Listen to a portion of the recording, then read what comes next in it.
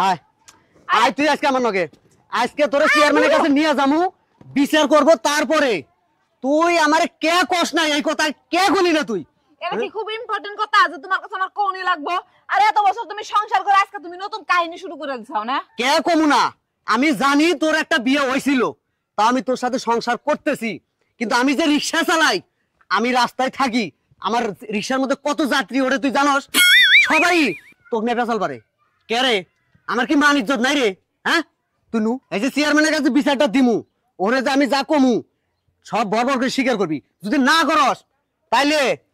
তোর জুতা দে তোর পিঠা মায় যাবো না আমি কে যাবি না তুই যাবো না আমি কোনো কিছু স্বীকার করব যাবি না মানে ফাইজাম নু জুতা হাতে নিও না আমার কিন্তু একটা মান সম্মান আছে হাই রে হাই মান সম্মান রে তোর হ্যাঁ আগে যে তোর জামাই আসাল হ্যাঁ সেই জামাইয়ের সাথে সংসার করে আইছাস আর মান সম্মান ফুটাস তুই না নুয়াগে আর একটু দেরি করবি না রাস্তার মধ্যে খাড়াইলে তোর 12টা বাজাম আজকে নু চেয়ারম্যান সাহেব আপনার আমি একটা কথা কই এই যে আমাদের এই গ্রামটার কিন্তু একটা নাম দাম আছে বিয়ালা জি বগুনা আছে আমাদের এলাকায় কিন্তু অন্য বিয়া শাদী করা আর পাবো চুপ করো বাচ্চা তোমার চাষির আগে 2 বিয়ে হয়েছিল এখন তুমি নতুন নিয়ম বের করছিলে এখন তো আমার বউটা ছাড়তে হবে ওখানে ও তাহলে তো গ্রামের আমাদের এই অবস্থা হবই অবস্থা তো বই এই ওমের যা এমরা উসকে এনে খাড়া এই খাড়া এই খারাপ আস্তে আস্তে কথা কও কিন্তু চেয়ারম্যান সাহেব আছে চেয়ারম্যান সাহেবের একটা সম্মান করো এর নেগে তুই চেয়ারম্যান সাহেবের কাছে আইলে একের মোরক্ষর মতো ধরে ধরে আর কি হয়েছে কও চেয়ারম্যান সাহেব শুনছে আচ্ছা মনির তোমার বউ নিয়ে এসছো কেন আমার বউরে নিয়ে আইছি আমার বউর আগে একটা বিয়ে হয়েছিল আরে হলো এটা তো তুমি যাই না হই না দেখে হইলে তুমি বিয়ে করছো এখন আবার কি হয়েছে তোমার করে করছি যাই না হইনা দেখে হইনা তুই বিয়ে করছি করে তো 3 বছর সংসার করলাম হ্যাঁ। আমি যে রিকশা চালাই হ্যাঁ ওর যে বিয়ে হয়েছিল হ্যাঁ ওর এই আগের জামাই মানে আগের ভাতার কি করতো এটা কি আপনারা জানেন না না আমরা তো জানি না চেয়ারম্যান সাহেব নাকি চেয়ারম্যান সাহেব জানেন না না ওর ভাতার চোর আসিল তাই আমি চিন্তা ভাবনা করছি এই চোরের বউ নিয়ে আমি সংসার করবো না দরকার হলে মুসির বউ নিয়ে সংসার করবো চোরের বউ না খাইছে রিকশা চালায় তার আবার বড় বড় কথা চেয়ারম্যান সাহেব আপনিই কোন আমার আগের জামাই চুরি করছে না ডাকাতি করছে এটা আগে গেছে এখন কিসের জন্য এটা না কথা হইবো এখন নতুন নতুন সেরি দাও তো রিকশা চালাইবার যে এই সেরি কো পাল্টাই পড়ছে তাই না কথা হইছে চেয়ারম্যান সাহেব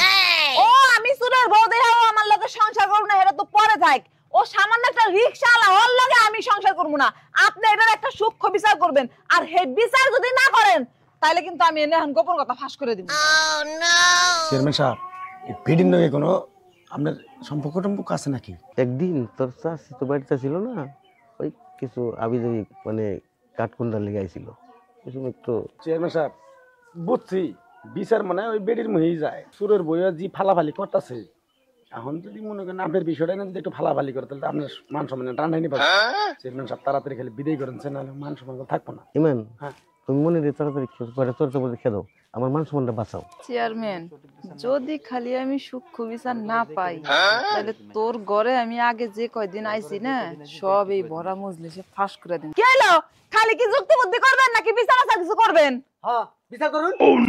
ইমান হ্যাঁ তুমি শুরু করো তো শুরু করবো হ্যাঁ শুরু করো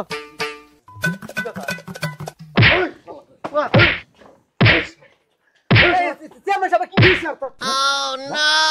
বেটা ফাজলেমি করস আমাদের এলাকার বদনাম করস তুই নাকি হ্যাঁ ওই বেটা এই বেটি আগের সুরের বুয়া সাল না ডাকাতের বুয়া সাল তুই দেখে হয় বিয়া করস নাই আর এখন তুই ফাজলেমি করস একবারে স্যান্ডেল দিয়ে বাইরে তো চামড়া তুলে হালামু বেদব জানি কোনেকার ওই বেটি তোমরা কি বাগো স্বামী স্ত্রী মিলজিল করে চলন রাখবো এই